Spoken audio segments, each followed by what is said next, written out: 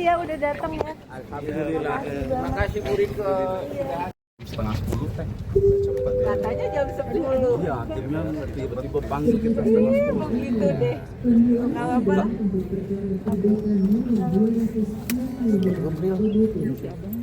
Ya, ayo. Ya, lanjut Bang Usman. Ya, Yang tadi ditunda sidang hari ini karena ketidakhadiran dari termohon PK ya, dalam hal ini jaksa.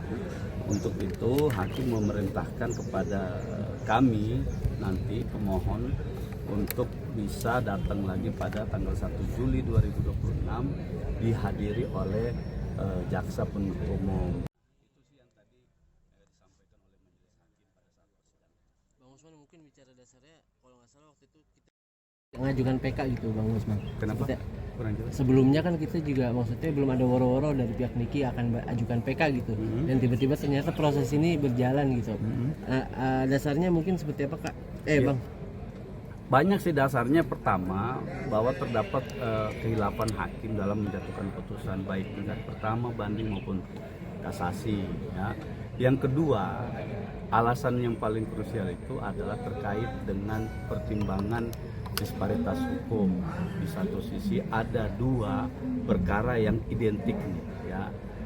Di sisi pertama ada Nikita Mirzani yang dituduh melakukan tindak pidana pencucian uang dan itu dinyatakan terbukti. Tapi di sisi lain Ismail Marzuki yang notabene perkara ini adalah identik sama baik dari segi konstruksi hukumnya, penerapan pasalnya, tempat, waktu dan kejadiannya juga sama, dinyatakan tidak terbukti TPPU. Nah, ini kan menjadi salah satu alasan hukum yang paling penting untuk mengajukan PK dalam hal ini adalah terjadi kehilapan hakim atau kekeliruan. Ada pertentangan yang sangat nyata di situ yang diperlihatkan oleh hakim. Gitu. Bu Rika mungkin melihatnya seperti apa Bu? Aku harus baca ya karena harus hati-hati. Jadi pertama terima kasih untuk teman-teman media yang sudah mengawal rencana dijadwalkan jam 10. Betul. Ya, tetapi dimulai setengah 10 sesuai begitu. Panggilan jam 10. Jadi saya harus mengatakan bahwa saya hadir ke sini bukan dalam rangka mengintervensi proses hukum atau mempengaruhi putusan pengadilan begitu. Karena kebetulan saya bertugas di Komisi 13 DPR RI yang membidangi masalah hukum dan HAM. Dan ini merupakan pelaksanaan fungsi pengawasan sebagai anggota DPR yang dijamin oleh Undang-Undang Dasar Negara Republik Indonesia, khususnya dalam memastikan penegakan hukum, etika peradilan, perlindungan hak asasi manusia, serta tegaknya prinsip keadilan bagi setiap warga negara. Saya memandang bahwa kepercayaan publik terhadap lembaga peradilan merupakan fondasi utama negara hukum. Karena itu setiap proses peradilan yang menjadi perhatian masyarakat harus dijalankan secara transparan, akuntabel, profesional, dan sesuai prinsip due process of law. Dalam perkara Nikita Mirzani terdapat sejumlah fakta yang patut diklarifikasi demi menjaga kepercayaan publik terhadap sistem peradilan. Pada tingkat pertama, Pengadilan Negeri Jakarta Selatan menjatuhkan pidana 4 tahun penjara. Pada tingkat banding, Pengadilan Tinggi DKI Jakarta memperberat hukuman menjadi 6 tahun penjara dan denda 1 miliar. Dan kemudian Mahkamah Agung menolak kasasi terdakwa maupun penuntut umum sehingga putusan banding tetap berlaku.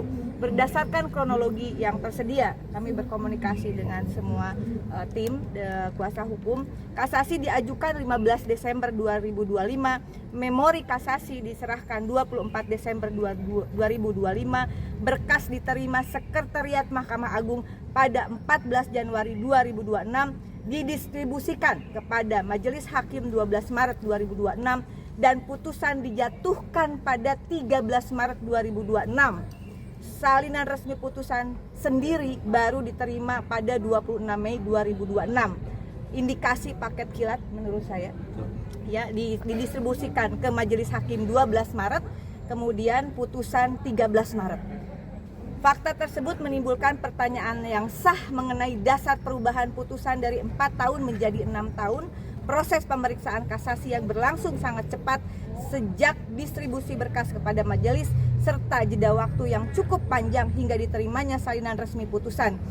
Pertanyaan ini bukan tuduhan, melainkan bagian dari pengawasan publik yang sah dalam negara hukum. Perhatian publik juga muncul karena Ketua Majelis Kasasi adalah Hakim Agung Susilo dalam perkara yang sama dengan perkara Ronald Tanur nomor 1466K/Pid/2024 terkait kematian Dini Sera Afianti, yang kebetulan saya juga mengadvokasi bersama kuasa hukumnya Mas Dimas dari Surabaya. Hakim Agung Susilo pada kasus pembunuhan yang sudah terbukti sekarang, pembunuhan Dini Sera, itu menyampaikan dissenting opinion yang menegaskan pentingnya dua alat bukti yang sah, keyakinan hakim dan pembuktian mens rea atau niat jahat. Pendapat tersebut menunjukkan pentingnya kehati-hatian dan standar pembuktian yang tinggi dalam perkara pidana. Perkara Dini Sera ini juga memiliki makna penting karena dari rangkaian penanganannya kemudian terungkap dugaan praktik mafia peradilan yang menyeret mantan pejabat Mahkamah Agung Zarof Richard. Fakta tersebut menjadi pengingat bahwa pengawasan terhadap integritas peradilan bukanlah tindak berlebihan, melainkan kebutuhan untuk menjaga marwah lembaga peradilan. Publik juga mengetahui bahwa Majelis Kasasi Ronald Tanur dilaporkan ke Komisi Yudisial pada 20 November 2024 dan ditindaklanjuti melalui pemeriksaan etik, dan Komisi Yudisial sudah menyampaikan bahwa harusnya ada sanksi etik terhadap majelis hakim yang diperiksa saat itu, begitu. Dan dalam perkara Nikita Mirzani, keluarga dan kuasa hukum juga mengajukan pengaduan ke Komisi Yudisial pada 14 Mei 2026. Indikasi kebal hukum ya terhadap hakim bersangkutan.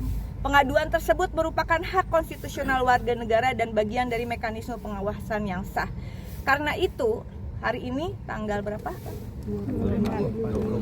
Hari Rabu 24 Juni 2026 di halaman PN Jakarta Selatan, di mana seharusnya diagendakan sidang perdana dari pengajuan PK dalam perkara Nikita Mirzani. Saya sebagai anggota Komisi 13 DPR RI merekomendasikan, pertama, mendukung Komisi Yudisial melakukan pemeriksaan secara independen, objektif dan profesional terhadap laporan yang telah diterima serta menyampaikan perkembangan penanganannya sesuai kewenangan yang dimiliki.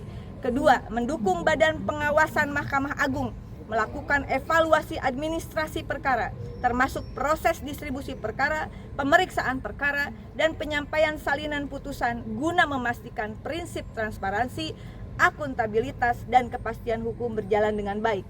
Ketiga, kami mendukung Kejaksaan Agung Republik Indonesia melakukan langkah hukum apabila di kemudian hari ditemukan bukti permulaan yang cukup mengenai dugaan suap, gratifikasi, pengondisian perkara, atau tindak pidana lain yang berkaitan dengan proses peradilan dengan tetap menjunjung tinggi asas praduga tak bersalah.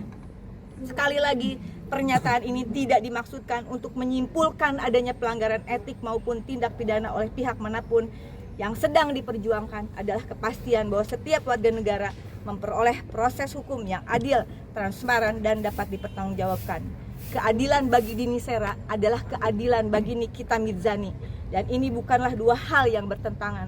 Keduanya menuntut satu prinsip yang sama, penegakan hukum yang konsisten dan penegakan etika hakim yang tidak pandang bulu.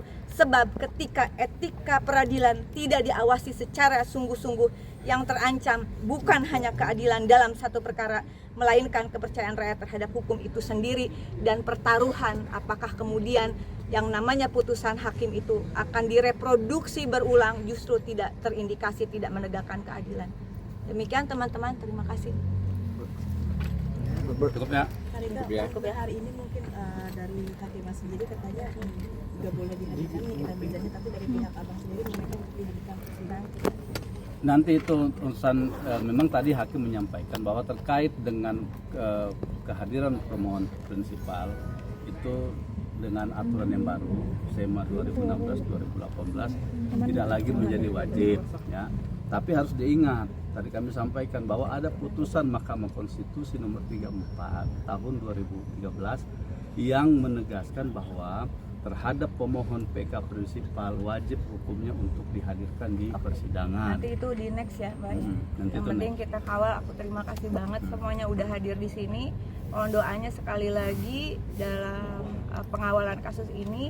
Saya harus jujur, saya tidak hanya sedang mengawal Nikita Mirzani, tetapi setelah saya rangkai peristiwa dan siapa yang terlibat dalam keputusan yang saya katakan tadi indikasi paket kilat begitu, bahwa apa yang saya lakukan hari ini adalah sebagai komitmen juga terhadap almarhumah Dini Sera dan ibunya yang wafat karena kematian yang sangat keji begitu ya, dan kemudian mengungkap dari situ adanya mafia peradilan termasuk di Mahkamah Konstitusi.